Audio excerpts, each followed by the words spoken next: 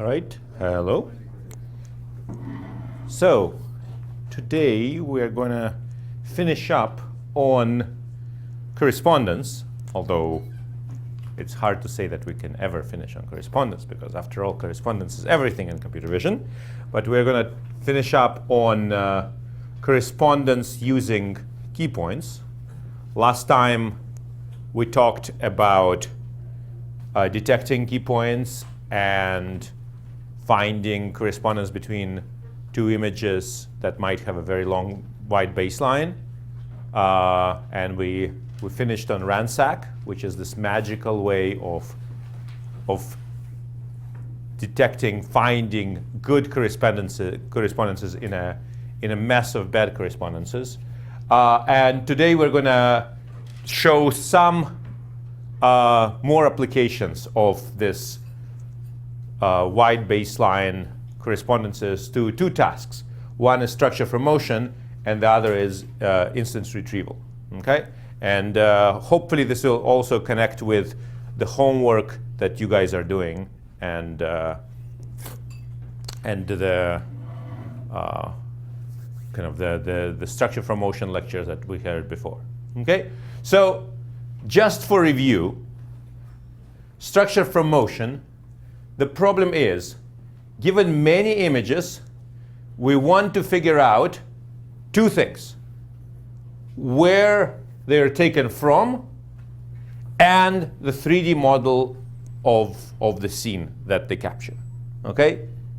That is basically the structure from motion story, right? You are given as input a whole bunch of images. They could be frames from a video, or in a more fancy version, they could be just online images that you scrape from Flickr or something like this.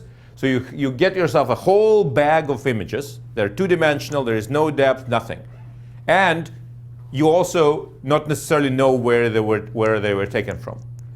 And your goal is to find the 3D cameras where all of these images were taken from, and find the 3D points corresponding to the images. Okay? Both things together. So what you have in your homework is kind of a cleaned up version of that story, right? So in the homework, what you have is you are given a set of images. In fact, I think you are only given two images, right? And you're already given the point correspondences, okay? So you have a set of feature correspondences in each image, Uij, Vij, okay? That connect those images together, right? So you're already kind of given the inputs, the XY pairs, and given that, what you want to do is you want to produce the structure, the 3D locations xi for each point pi, okay?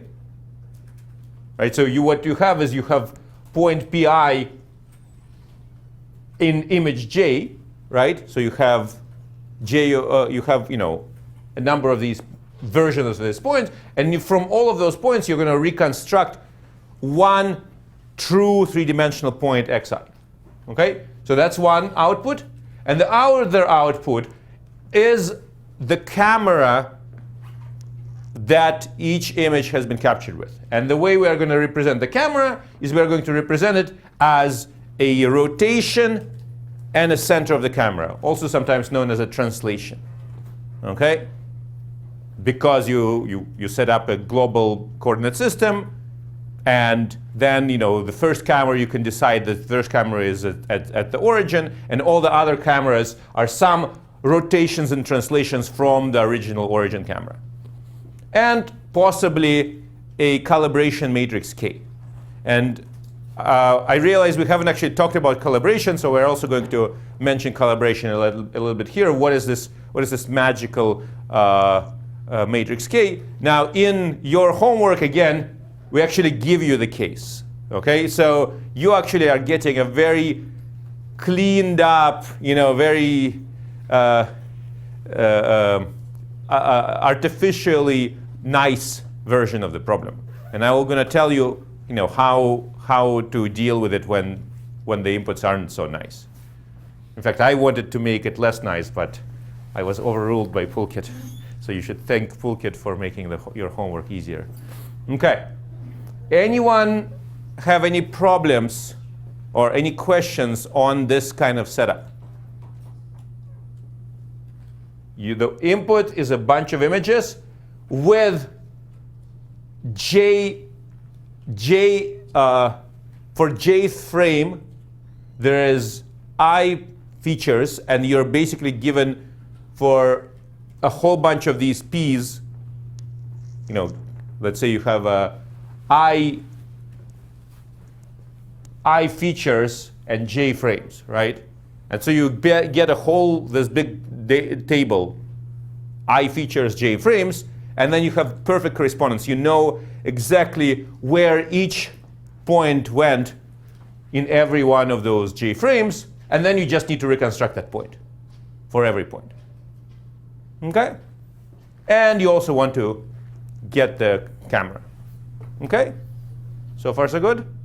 Okay. And the way we're going to solve this is by minimizing reprojection error. So we're going to talk about this a little bit later, but just to make sure everybody is on the same page, reprojection error means now you have your three-dimensional point X. What happens if you now use your camera, your rotation and translation, projected back into the image?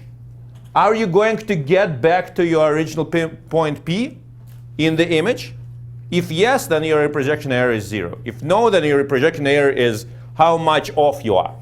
So this is what we are trying to minimize. We are trying to minimize reprojection error. Okay? So let's step back a little bit and consider what is being done in structure for motion. So let's see if we can think about solving maybe simpler problems. Let's say that you have a simpler problem. Suppose that we have the 3D points. Somebody labeled, for example, here is a table. I want to, I'm taking a picture of this table. Let's say that I'm labeled the 3D point XYZ in space of this point, this point, this point, and this point. Okay? How do I do that? Pretty easy. Let's say I take this to be my origin, and then I take a big-ass ruler, measure this, measure that, and then I have all my points in 3D. Okay? Now, I take my camera. Where's my camera? I have my camera, fancy Pixel 2. I'm very happy with it. Take a picture, okay? And now I label in my image the corners that I see, okay? So now I have the 3D points I labeled and the matches to the 2D points P in my image, okay? So I've done this all myself, okay? And the only thing that I want to know now is what is my camera position and orientation with respect to, let's say, the origin, okay?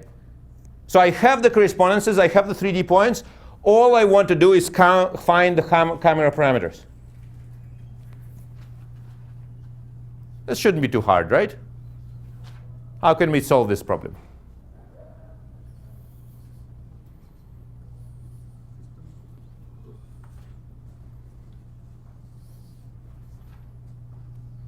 We have 3D points, we have their 2D projections.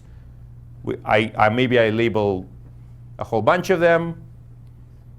And now all I want to do is I want to recover my camera, right? Yeah, so okay, you have a perspective projection, yes. And then what do you do? This system of equations. Okay, very good, very good. And the solution to that system equation is going to be what? What are the parameters we're looking to find?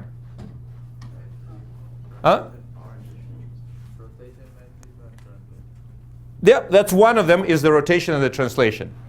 But there is more. So this problem is actually, this is called the camera calibration problem. Okay?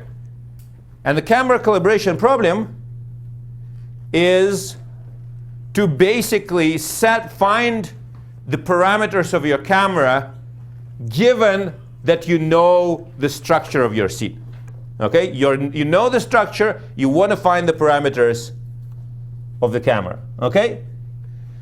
There are two types of parameters, okay, that whether the camera is actually, we can think about in the camera. One is the internal or the intrinsic in your homework parameters, and they are the parameters of the device itself. The focal length, the optical center, the aspect ratio, the pixel width. All of that stuff is intrinsic to the camera, okay? And a lot of them actually you could just, can go to like Pixel 2 website and there's like a whole list of things and you just kind of read them off, okay? Although of course like focal length depends on, if you have a zoom or not, so, they do change, okay? And there is our old friends, the extrinsic or external parameters, which are the parameters of the camera in respect to the world. Okay? That's why they're called extrinsic, because they're not a function of this device. They're the function of where that device was placed in relationship to my origin, let's say. Okay? So, camera calibration talks about trying to recover both of these parameters. Okay? So the extrinsic parameters usually make sense really only when you have multiple cameras or multiple images, right? Because if you have a single image, doesn't really make sense to talk about extrinsic parameters because you can just declare that your camera is at the origin looking straight up the x-axis and you're done, right? So there is no point talking about extrinsic parameters for just a single image. It's only in the relationships between images that the extrinsic parameters make sense. Intrinsic parameters make sense even for a single image because, again, they are a property of the device. Okay? So, how do we do this? Well, the simplest way is, like we already talked about, we can just compute the whole thing altogether. Okay?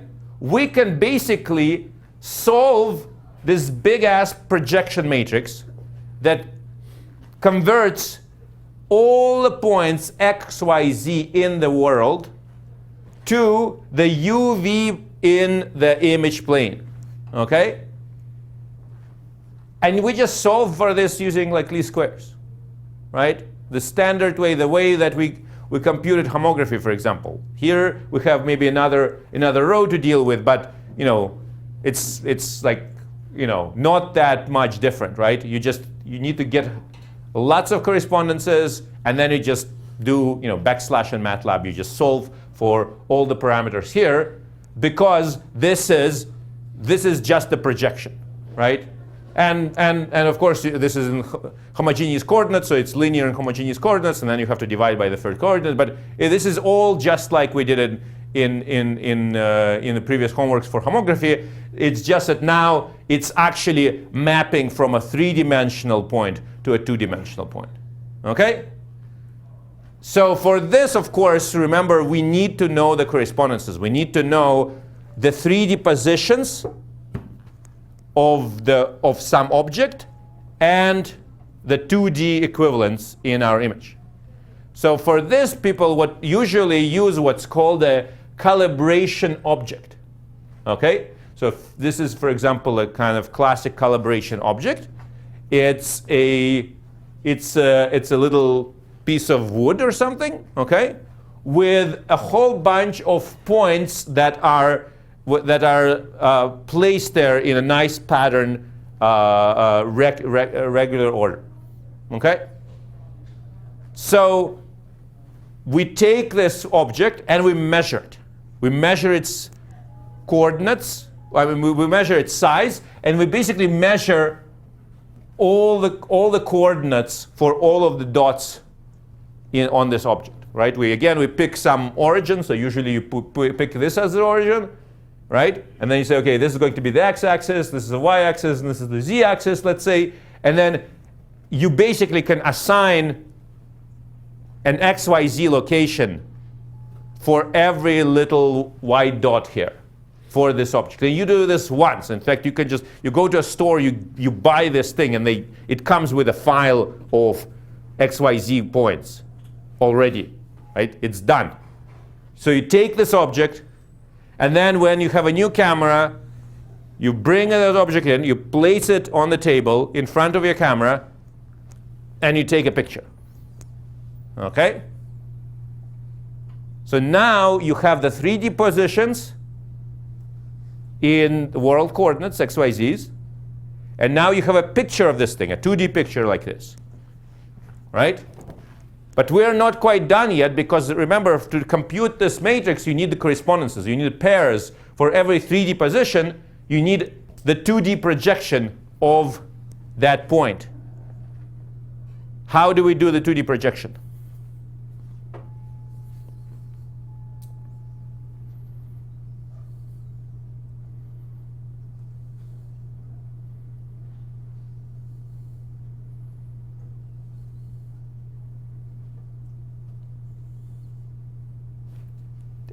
Somehow, some piece of image processing. This is why you make those points being very nice, either circles or you make them crosses. You make them easy to detect, right? You make it white dots on a black background or something like this. So you basically, it's easy for you to run some corner algorithm and maybe some sort of like a line detector, some sort of half transforms type thing, or ransack, basically some way to detect all those points automatically in the image. Now, worst of the worst cases, you can actually just click on them by hand. But that's kind of a lot of clicking. But the idea is that you set up your calibration object exactly so that it would be easy to detect these points in an image. Okay? So ideally, the idea is that you take a picture, you run some very quick and dirty image processing algorithm, and you get the XY locations or UV locations of all of these points in the calibration object. Okay?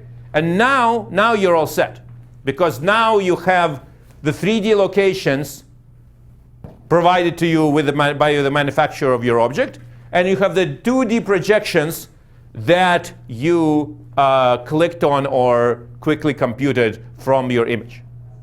Now you just solve for this matrix, and you get your projection matrix. This is the projection matrix. This now tells you about, for any point x, y, z in the world, it maps it to a 2D point, 2D location, right? So it's a calibration, because now you know the mechanism to go from any 3D point to any 2D point, right?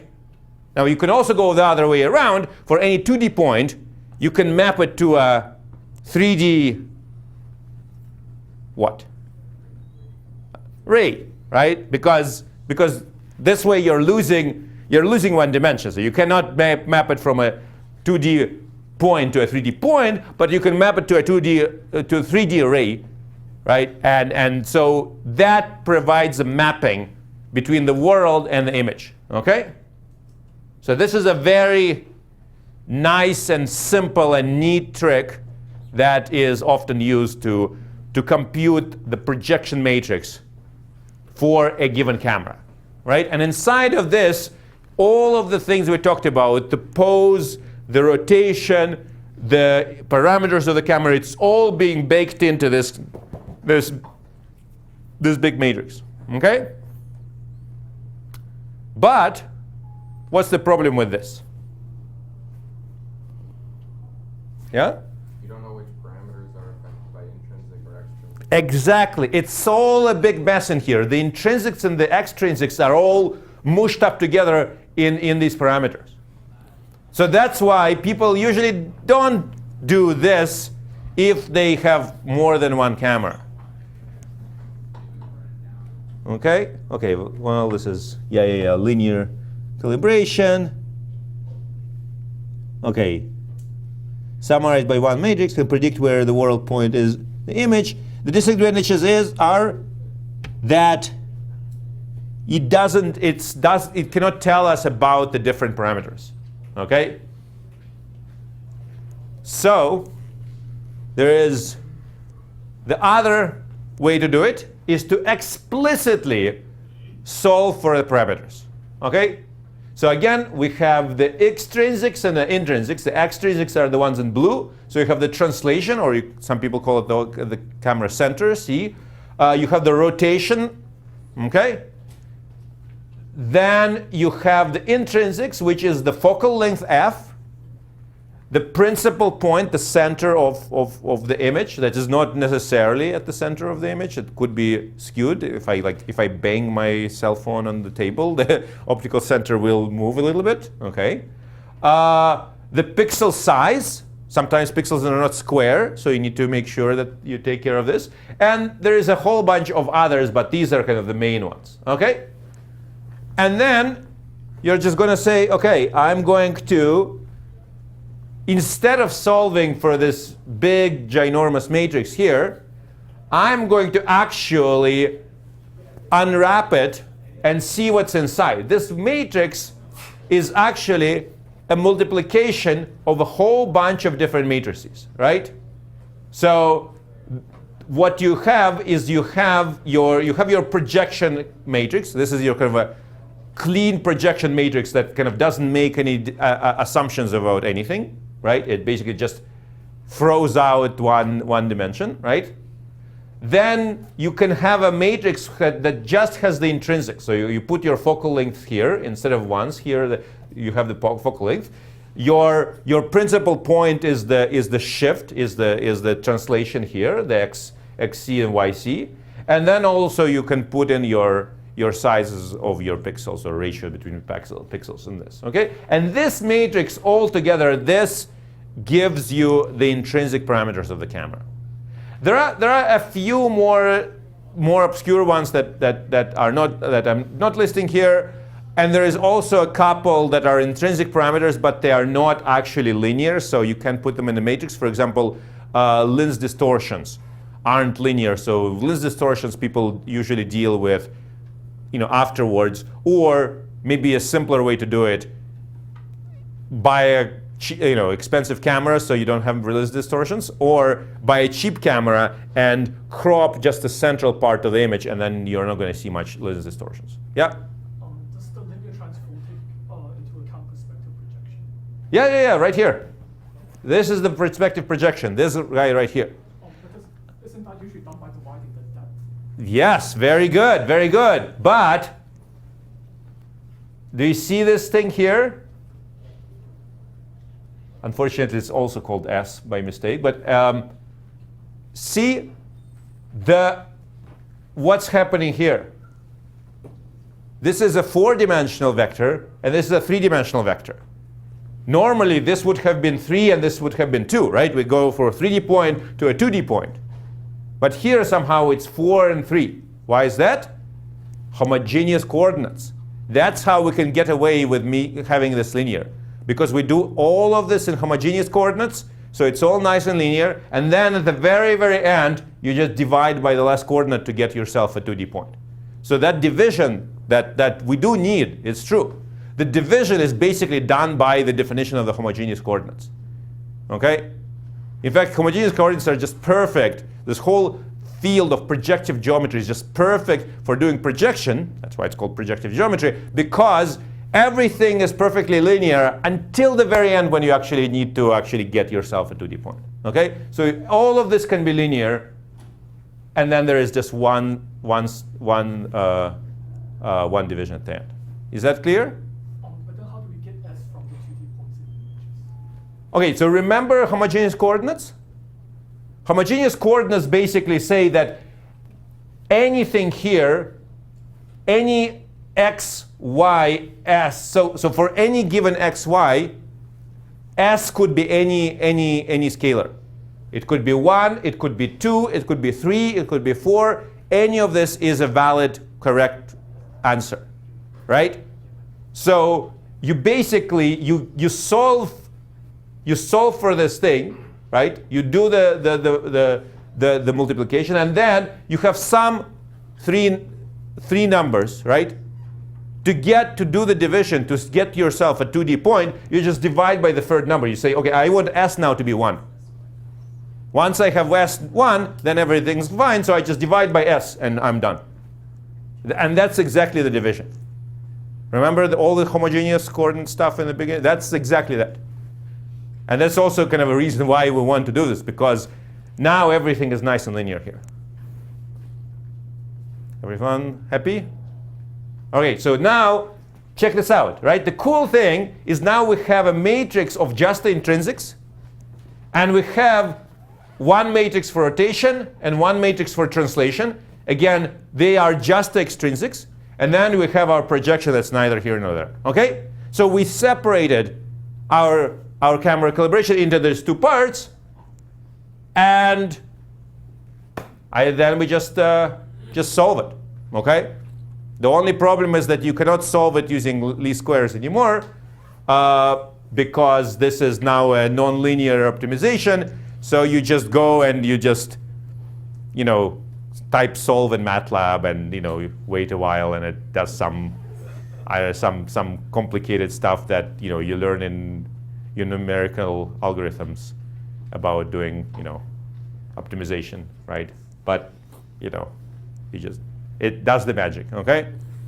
And then what it spits out are the R, the T, and the intrinsics, and they're separate. Okay? Now you still need to know the correspondences for this case as well. But now you can actually, instead of getting a projection matrix that's all mushed in together, you have the separate things in there. And in the homework, that's how we got you the calibration parameters. So sometimes this two matrices together are called K. Okay? So just the rotation and translation is oh no, I'm sorry. No, I think actually that this whole thing is called K. Yeah. This P is sometimes called K. Yes. Okay? No, not right. This is K. Yes, I think this is the K. So it's without the projection. Yes. This is K. Sorry. All right. I think we got it. Now, there is a whole bunch of software. Before we mention that.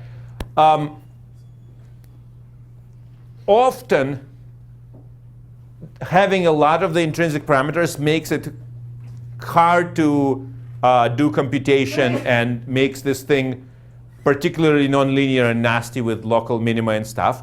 And so oftentimes people just kind of assume that, maybe I can assume the optical center to be at the origin, and maybe I can assume my pixels to be square. The real important thing is the focal length. Okay? So the focal length is really something that's important. Focal length also changes as you change the zoom. And so sometimes instead of doing all this calibration, you just say, well, if I just set my focal length right, then I can get my K matrix more or less right.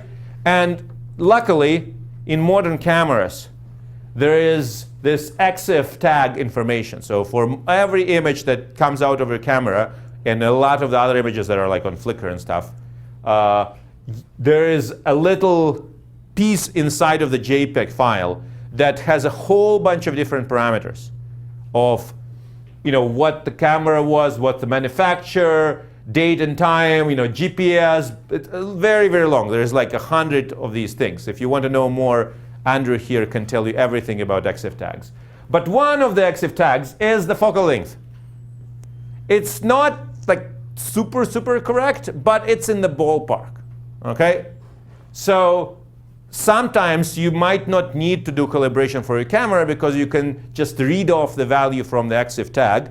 The only problem is it's in millimeters, so what you need to do is you need to actually get it back into pixels, so you need to read up the sensor size, which is also in millimeters, but luckily that's also one of the EXIF tags. And then you just do some math to figure out conversion between millimeters and pixels, and then you have your focal length in pixels, and then you can just plug it in, and then hopefully everything is going to work. Okay?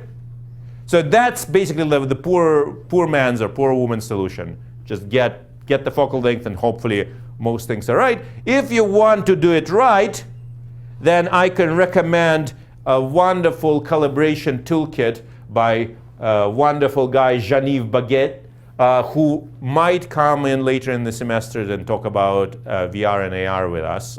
He's at Magic Leap, and he said that they have some fancy demo, but maybe later on in the semester he might be able to come. But he wrote this very nice calibration toolkit, and there you don't actually need to buy a three-dimensional physical object. What you need to do is you print a file, which is a checkerboard pattern, and then you take many pictures with that checkerboard, and that basically is the same as having one single calibration object. And checkerboard, again, is something that's very easy to detect. You just need to detect the corners of the checkers, and then that you get yourself a 3D to 2D correspondence.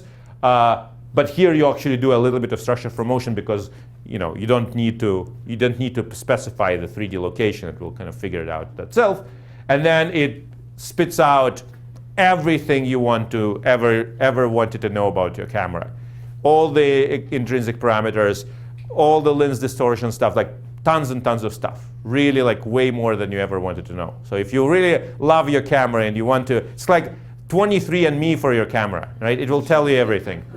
Okay? So, yeah, I recommend you if you really want to do it right. Okay?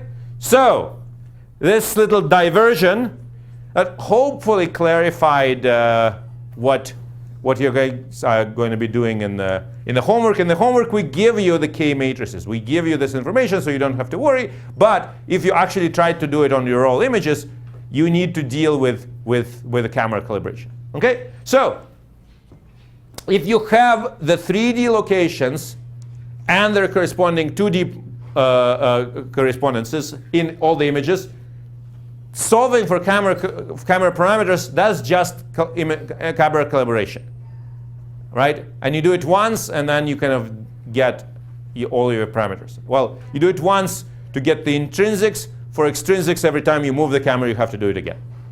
Okay?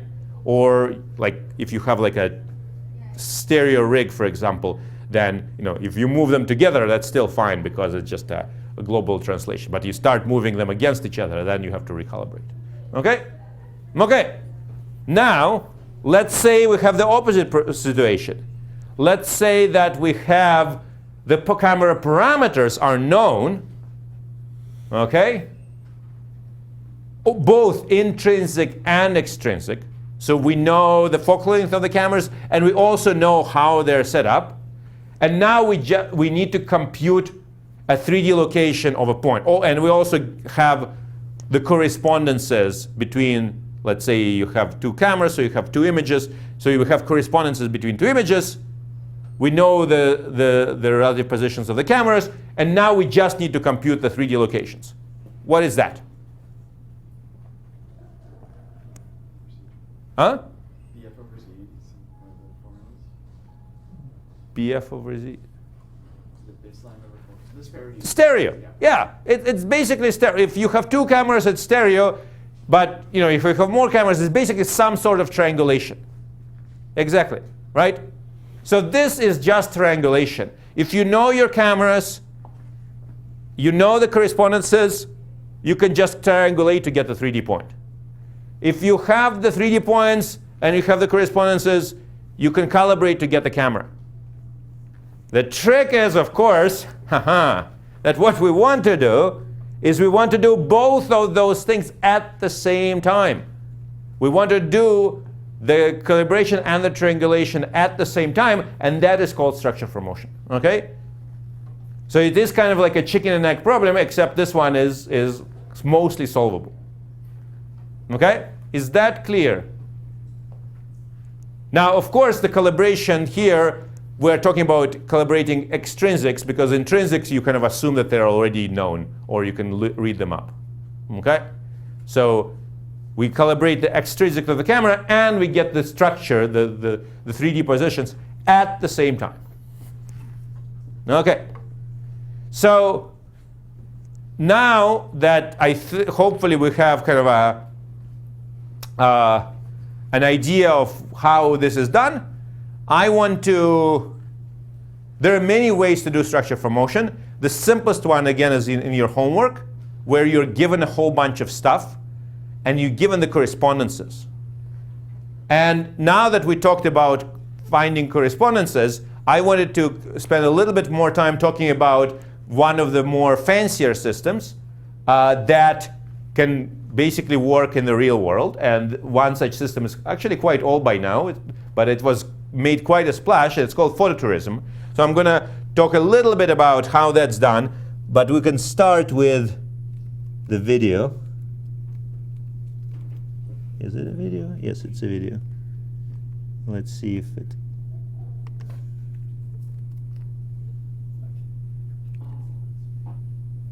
Wait a minute. Hold on. Hold on a minute here. Is there...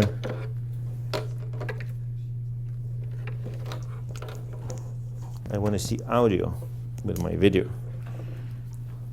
The question is there audio? Oh wait, this might be the audio.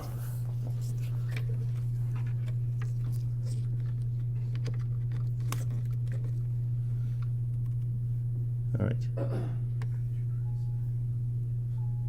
Searching for a particular image of a well-photographed object using conventional tools often results in a large number of images that are not ordered in an intuitive way. Finding the exact picture you want can mean browsing through page after page of... Okay. Sorry guys, might be a little bit quiet. Searching for a particular image of a well-photographed object using conventional tools often results in a large number of images that are not ordered in an intuitive way. Finding the exact picture you want can mean browsing through page after page of thumbnails. How can we organize such large photo collections in a more intuitive way? In this project, we present a novel system for registering large sets of photos and exploring them in a 3D browser. Our system discovers the relative positions of the cameras used to take each photograph, situates the photos in 3D space, and provides intuitive controls for exploring the scene and finding interesting photographs. Our system takes a collection of photos of the same scene as input. We first find key points in each of the input images, then match key points between each pair of images. Next, we run an iterative bundle adjustment procedure to estimate the parameters of each camera and the positions of the observed 3D points. Once the photos have been registered, they can be browsed using our photo exploration interface. Our system provides standard controls for moving around a 3D scene. In addition, when the user selects a photograph, the virtual camera is smoothly brought into alignment with that photo. Information about the photograph appears in the information pane on the left. Our system provides several intuitive ways to select new photos. One is to select an object. The user can highlight a region of the current photo, and the system automatically finds a good photo of the selection, and smoothly moves the virtual camera to the new photo. During transitions, we use a simple plane-based morph to provide context as the camera moves. A thumbnail pane along the bottom of the screen shows other photos of the selected object. When the user moves the mouse over a thumbnail, that photo is displayed in the main view, projected onto a planar approximation to the selected object. Here, the user selects a thumbnail to see a different view of the statue. We also provide tools for viewing the scene at different scales. The user can step back from the scene with the Zoom Out tool. This finds photos that display a larger area of the scene. The Show Me Similar Images tool finds images of the scene with scale and I think this gives you the idea. So it's this really magical way of taking a whole disorganized bag of images and finding correspondence between them. Okay? And finding correspondence in 3D. Right? So how is this done? So the first thing is your standard. As I said before, in computer vision, basically everything is correspondence. So first, you need to just do correspondence on the level of features, right? So the first thing is being done is you run corner detector just before, like before. You run your corner descriptors. You can do MOPS the way I described, or you could do SIFT. These guys use SIFT.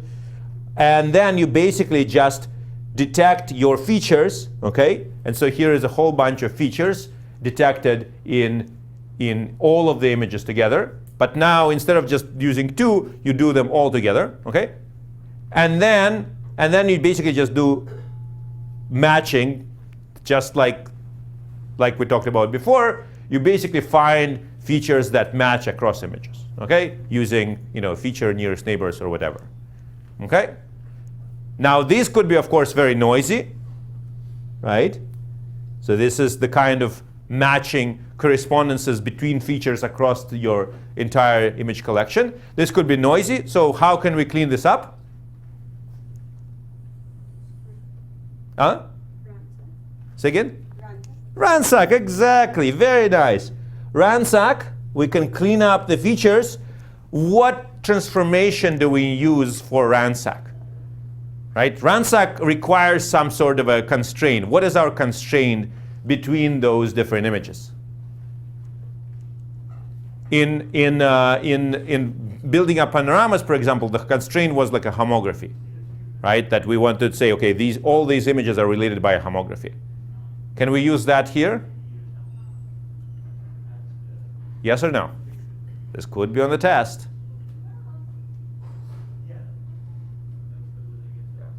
Yes? Why? Because the images we already have the K matrix and it's already calibrated, so I'll let compare between things, extrinsic things, out the camera.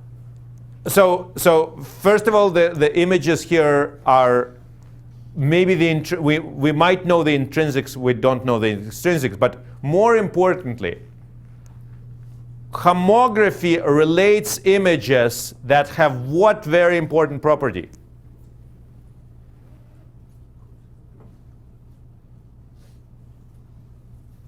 What is the property that all images related by homography must possess?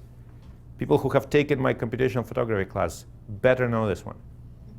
Same projection plane. Exactly.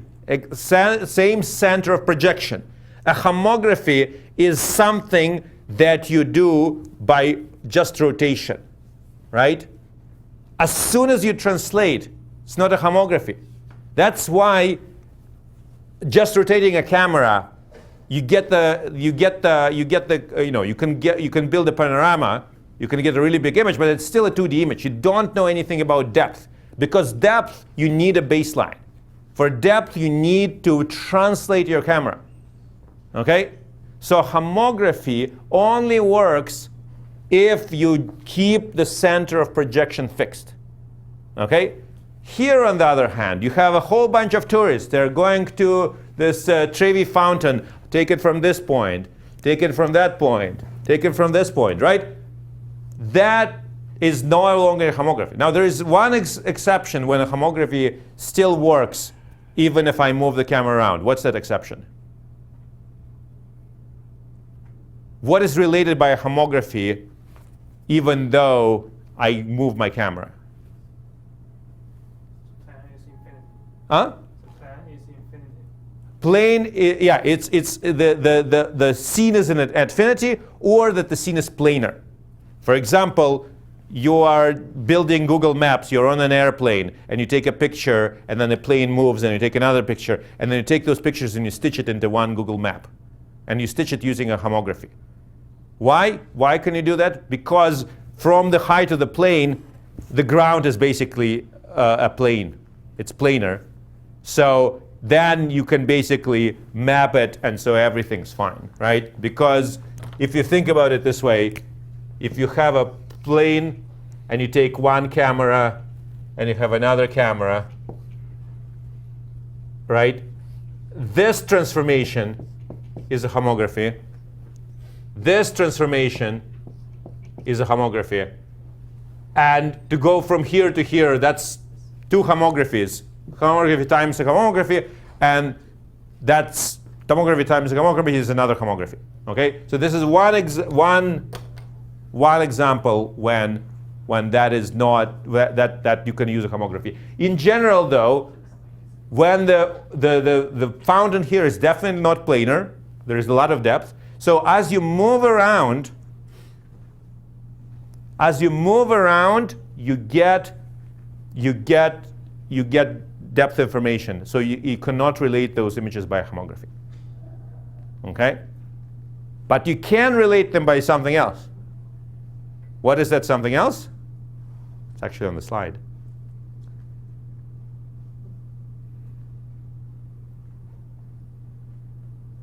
You talked about this a couple of weeks ago. What's that relationship? There was even a song about it. Remember the song? It's the epipolar constraint, right? It's the fundamental matrix. Any two pairs of images are related by the fundamental matrix. What's that constraint? Anyone can tell me the constraint? Yeah? X transpose E or Fx equals 0. Yeah. X, F, X prime equals 0. Remember this one? Where F is the fundamental matrix and F is some correspondence, right? There is also the essential matrix. And F you can do E, and the difference is one is for the calibrated case, the other is for a non-calibrated case. Okay? So this is our constraint. We can just put this constraint in RANSAC, right? And that is basically just the same way as saying, okay, I can constrain 2 points to be related by a homography, or I can just say the epipolar constraint that the 2 points, the two matching correspondences have to have this constraint, and then I basically use RANSAC to find my F. Okay? So here I'm just going to use this just to clean up the clean up my graph like this, and to get my correspondences all in order. So here I'm still not doing any 3D stuff. I'm just, computing F just to clean up my correspondences. Okay? So this way now I have correspondences, I have these trails across different images. Okay? So this way now I have a whole bunch of images, and I'm able to connect the different pairs together and have a whole corresponding trail, right? For many different images, I have basically the same feature detected in many different images because I can connect them together. Okay? So now we're getting closer to the setup we have in the homework problem, where we have a whole bunch of images, and then in each image we have feature number 27, whatever, right? And we know where that feature went in all images together. Okay? So we're close to getting into a position where we can actually solve for everything. Okay? So the story so far, we have our images, we found corners, our features, and we found their matching, and we propagated it into tracks across many images together. Okay? So now we have that set up. And the next step is we can actually try to do the structure from motion, right? We can try to compute the camera and the points. Okay? So what does it mean? The points is that we want for every track is going to yield one 3D point. So we have, 100 images, right? 100 2D locations in our data set, and all of these 100 points are going to yield a single XYZ location in the world coordinates of the scene. Okay? So that's one thing that we want. And the other thing is we want the camera, right? So the camera is, you have your center of the camera or the translation, you have your rotation, and you have your intrinsic parameters. And in this case, they basically just said, okay, let's forget about everything except focal length. Focal length is the only thing that we're going to worry about. So what's the parameter? How many parameters are there for the camera?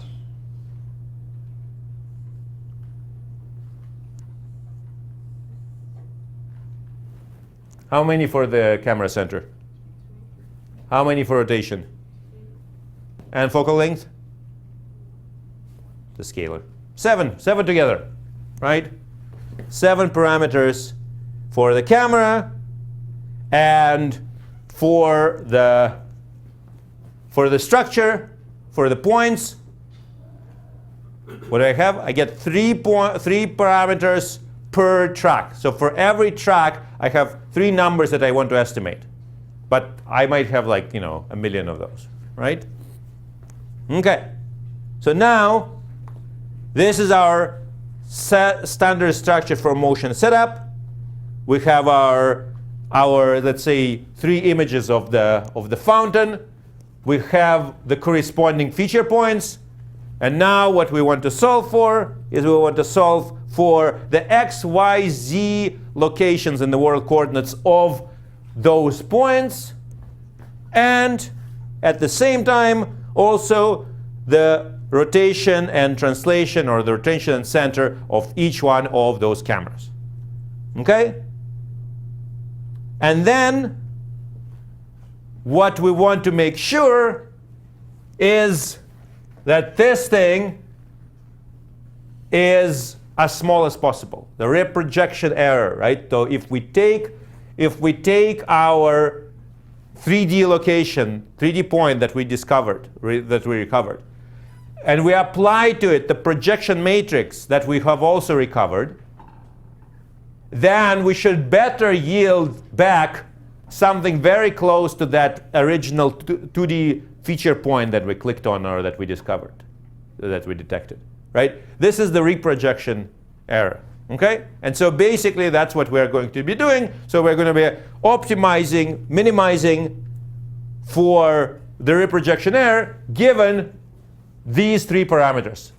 All the camera rotations, all the camera translations, and all the all the x's in the world coordinates. Okay? And that is your glorious global structure for motion solution. Okay? And you solve it. Again, it's not that easy. It's not linear, so you cannot just do backslash and MATLAB. You have to use some sort of a minimizer and solve for this, right? Again, this reprojection error. This is the structure of that G that we're trying to minimize, right? We're basically taking for every location in 3D and for every camera, so for every location I and every camera J, we want to make sure that that thing projected back into the camera I and location ij, that thing is hopefully going to be 0 or very, very small. So we want to minimize that. Okay? And that's what basically we want to do. This is the goal of our thing. Now we have a little W here, a little multiplier. Why do you think that is? And the multiplier W depends on I and J. Why do we need to put that in there?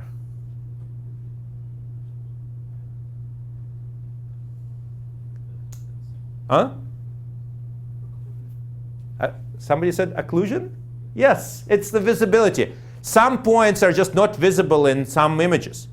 So we shouldn't be penalizing something that's not even seen, right? So this W, it could be, okay, so this is observed image location, predicted image location, and this is basically says that, it's 1 if you can see it, and if it's 0 if you cannot see it.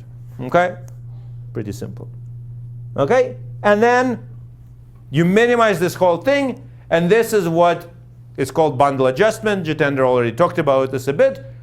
Solving all of this together with many different images.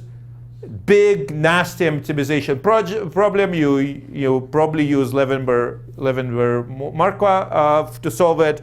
And there is other little tricks that you need to do this structure from motion well.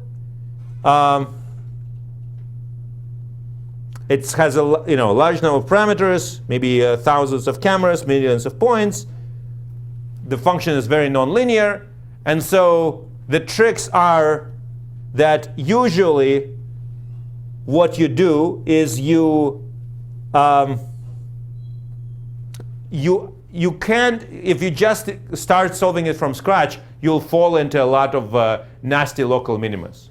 Okay, so it's hard to solve it all at once. So what's usually done is you actually start with basically what you guys are doing in your homework, which is you start with just solving structure from motion for 2 cameras, which is relatively easy. So you just pick a couple of cameras, you do structure from motion for those cameras, and then you grow. You add another camera and you recompute. Add another camera and recompute. And that's kind of a way to give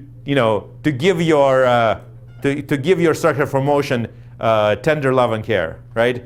You babysit it a little bit until it's able to get into the right local minima. Okay? So this is called the incremental structure from motion. And basically what you do is you pick a couple of images, you do structure from motion from those images. How do you pick the images?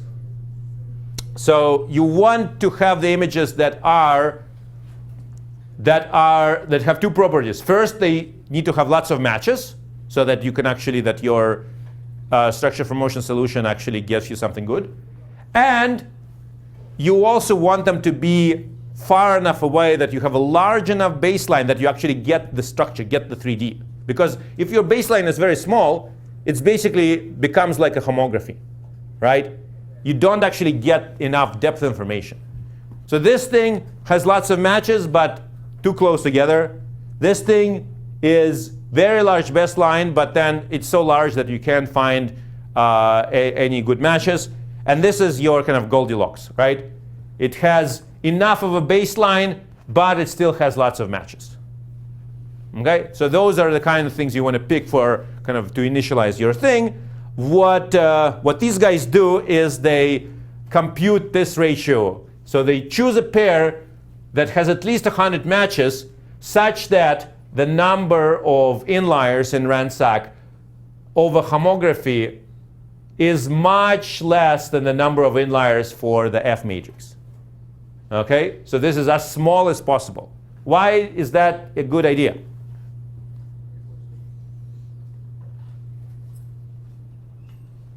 What is that trying to do? Yeah? If you have 0 baseline, then the homography should have a lot of inliers. Yeah. So basically, if those 2 images can be easily explained by a homography, that means that the baseline is already very, very small, right? Homography doesn't work for large baselines. So homography, if a homography can take care of the transformation between these 2 images, that means that the baseline is small. So this is basically a trick to figure out how big my baseline is. For a big baseline, F matrix should work way better than homography. For a small baseline, F matrix and homography will probably be more or less the same. Okay? So this is a trick to say, I want something that has a big baseline. Okay? Yeah. Okay? So then, once you do that, you have your 2-frame reconstruction. Basically, you run your homework algorithm. Okay? Let's not worry about this. Just focal length is fine. And then we have two calibrated images solved by using the essential matrix between the 2 images. And then the kind of the whole incremental algorithm is you pick a couple of good images, you initialize the model for 2-frame SFM, and then you basically just keep adding. And I'm not going to talk about details of how you add it. You estimate the pose of the new camera, you triangulate the new points, and then you run the optimization, the bottle adjustment, and then you just repeat for every new image, and you just keep adding and adding and adding. and then in the end you get the solution. The bundle, the whole algorithm is actually, you can download it. The folks who did the phototourism, they actually released a code called Bundler that does all of this. You can try to just give it images and it will spit out a nice reconstruction. Interestingly enough, and that's kind of a cool thing about this algorithm, is that the reason it works is that it doesn't try to connect all the images. So you give it like 100 images, it will maybe do a structure from motion from 30 of them. And it will just basically not use the other 70, right? Because here you just only add the images that are helpful to you. And a lot of people thought that was a bad thing. Oh man, you're only using a third of your data. But actually this is a very good thing because data is cheap. You have tons and tons of data, right? The key here is that it will find the good data for you and just throw away the bad data. And that's actually been a very, very influential work in computer vision, and a lot of people have kind of realized this cool idea that you can just, even if you have a very hard problem, you can pick out the data to get yourself a good solution and just, ignore the rest. Okay? Question? So if it keeps picking images with the most existing points, then does it ever get stuck improving places that are already good rather than exploring places that aren't? Well, it doesn't get stuck. It just takes, it wants to add as much as it can. So first it adds things that have a lot of trajectories. The problem here is it does not create new feature points. It only runs the feature detectors once. So, if it gets stuck, it gets stuck. Like if there are two images that don't have a single correspondence in common, or if it has less than, 8, right? 8-point algorithm you guys are doing? So you need at least 8 points. If you have less than 8 correspondences, nothing you can do. People have then tried to do an updated thing where you actually put the feature detector in the loop and you say, I really want a few more key points here. Can I rerun it and maybe I can find some more? But the original algorithm, I don't think it does that. I think it just, if you don't have enough points, you don't have enough points. You just don't use that image. Yeah. Okay? And then the visualization, the cute little visualization, right? So you have your 3D model, 3D structure, you have your images, they're all collaborated, and then to move the camera, you basically just assume that the 3D structure is planar for that particular point, and then you just take your camera and you move it, assuming that the thing is planar. So that kind of gives you this nice, smooth transition that you have seen in the video. Okay? A little graphicsy hack that makes it look nice. Okay?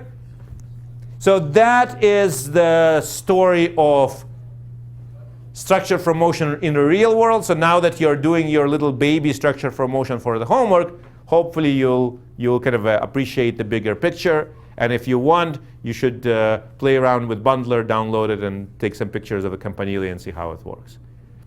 Any questions? Okay, let's take a 2-minute breather, and then we'll finish up on retrieval.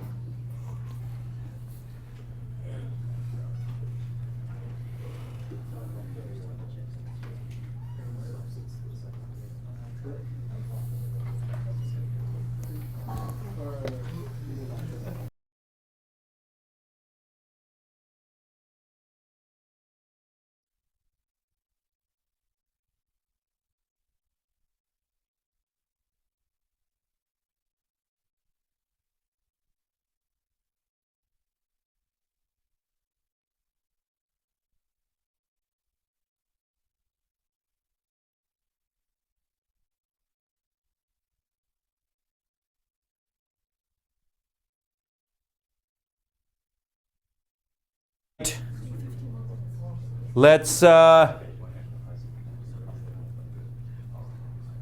start and finish the other cool trick you can do where if you have nice robust correspondences, and that is instance retrieval. Okay? So we talked about using multi-view matching in the context of 3D.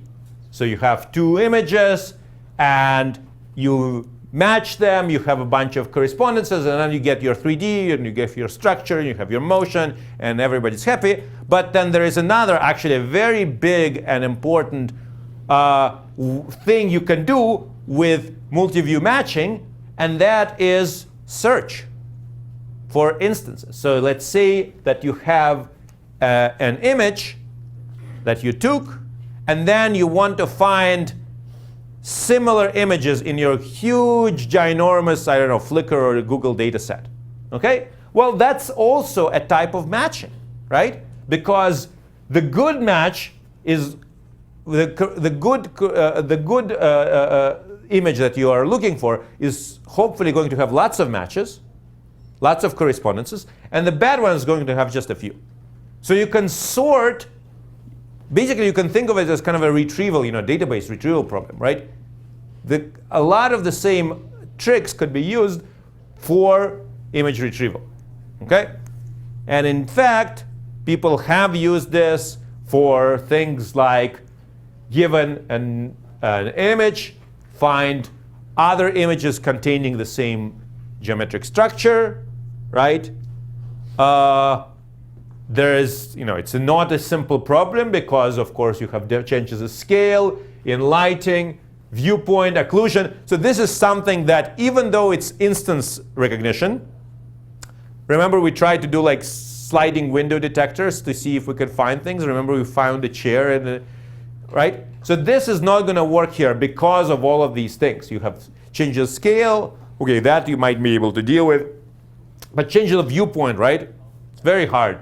Lighting, very hard. Occlusion, very hard, right?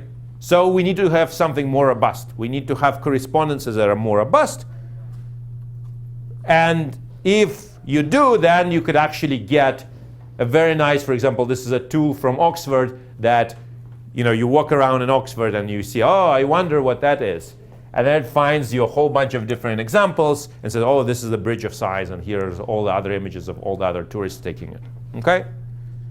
Another example that I really liked, it's a Google, it was an app. It was called Google Goggles. I don't know why they discontinued it. It was super cool. It would, like, you have I see a really cool book on Stella's desk, and I say, oh, I want one. So what I do is I take a picture, okay, in Google Goggles. It finds the correspondence to its database, and it is even able to, point me to the Amazon page where I can purchase it right there and then. Okay? And the driver behind this is a correspondence between the picture of the book cover in Amazon and the picture that I just took. So it's another one of these kind of a large scale, very large scale image retrieval tasks. Okay? So how are we going to do this? Well, it's actually very much the similar problem that we had before. We compute a whole bunch of features, and then we just do the matching, right? For the correct matches, for correct retrievals, we should have a lot of matches, and for bad retrievals, you should have very little. So we just sorted by the number of inliers, sorted by the number of matches, okay?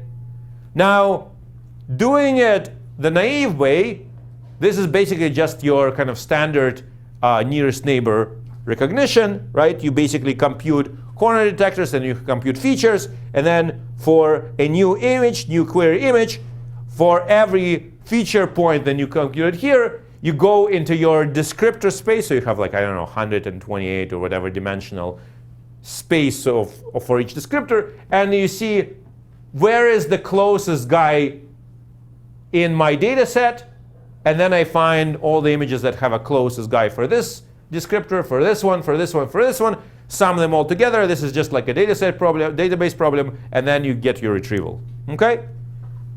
The only problem is this is really, really slow, right?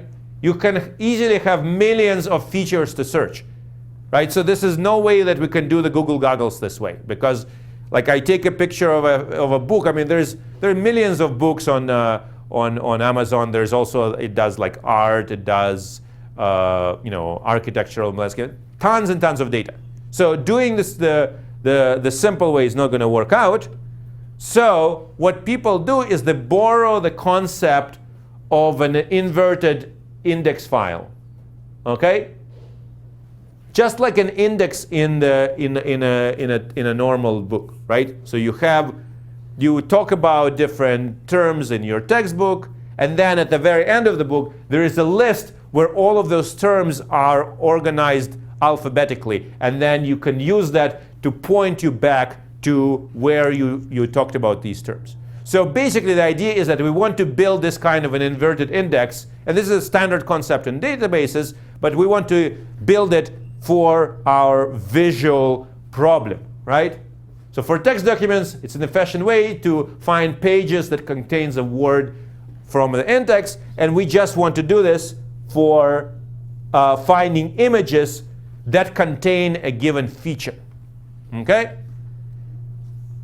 So we talked about the idea of visual words already. Just to remind you, what we want to do is we want to speed up this search by quantizing your descriptor space and saying that all of the descriptors falling into this part of the descriptor space, that's going to be one visual word. It's going to be word number 27. And this is going to be word number 59. This is going to be word number 72, right? And then once we discretize those clusters of features, then things become much faster.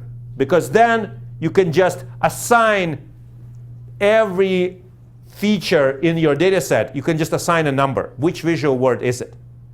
And then once you have a new image, then you just figure out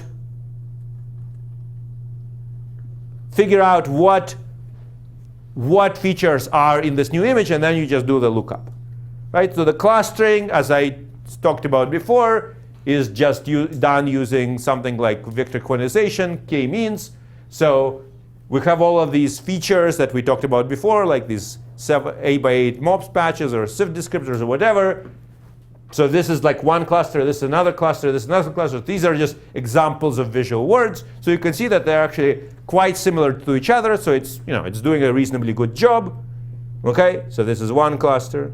And now, once you have that, what you do is that for every image, you build your inverted index. Okay, so here is a few images, and these are the visual words with numbers. So this is visual word 7, this is visual word 91. And then you say, okay, for visual word 7, where does it happen? It happened in image 1, and it happens in image 2. So here I just say, okay, visual word 7, 1 and 2. Visual word 91, image 2. Visual word 8, image 3, etc., etc. Okay? So you build up this file, and then you get a new image. You detect features. You project those features into your visual word dictionary to see what visual word number they are. And if oh, look at this. This is also visual word 7. Okay, let me go back to my index and say, okay, visual word 7. I've seen this before. And then it gives you the pointer to the pages or the images which had visual word 7. And say image 1 and 2 have visual word 7. Okay? And indeed, those are the images that are related to the query, so we're good. But of course, we want to do it not just for one visual word, but for all of them, and then combine that into one big listing. Okay? So requirements for the inverted file, it needs to be sparse, right? This file needs to not have too many things, because if it's not sparse, if it's dense, then you have to it reduces to just a linear search, because then you have to try every single image, and so then it's basically just no better than exhaustive search, right? So that the key with this index is that the index needs to be sparse. Okay? Finally, so far we have only talked about just every feature as its own boss. So it's kind of this very local view, right? So it is indeed just the bag of visual words. You have a bunch of visual word features here, and then you're matching it to visual words here and here, not really realizing that this is probably a much better match because the arrangement of these visual words is similar, right? And so we talked about this before. How can we get a little bit more of this kind of geometric structure between those visual words, not just individual words? And here again, we can do exactly what we have done in other contexts. How can we add some geometric features? Well, this is called spatial verification. And we can basically look at, let's say that we have a whole bunch of matches for our query. In this case, these all look nice. And we have also, maybe the second best is this guy, which also has a whole bunch of matches. Okay? So just looking at the bag of words, just looking at the set of all the words that matches, these two are basically equally good matches. But what makes this better than this?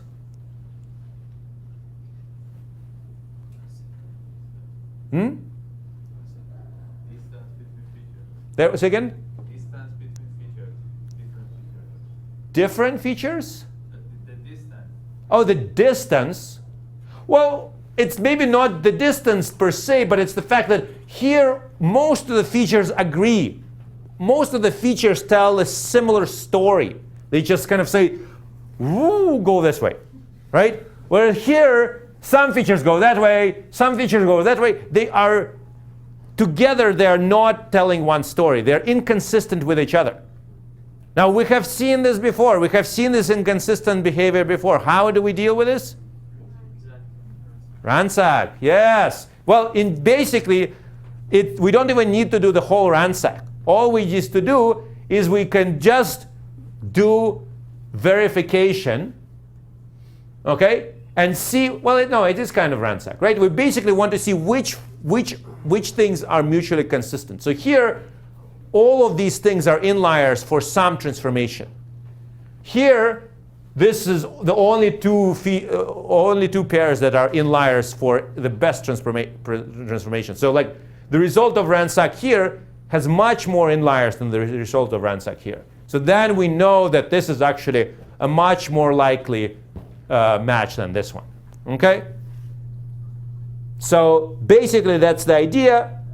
And what you can use for computing these transformations, well, if you have a one view in a 3D model, then the consistency is very simple. The more common case, though, is that you have two views, and then you can either use the epipolar constraint, like we did before, this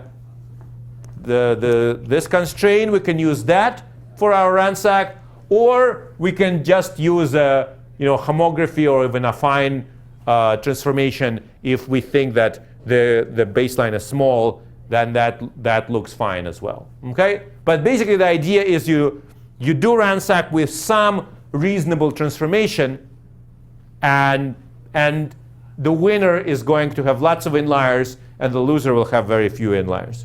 So here is an example, right? So because this bridge is more or less planar, we can actually think of it as a homography, and then you basically just constrain it with a homography, and you find that there's a lot of inliers, and so then you can use that to get yourself very nice and very efficient retrieval that has very few false positives. Okay, I think we are done. Do we have, oh, look at this, perfect timing. All right, see you guys on Friday.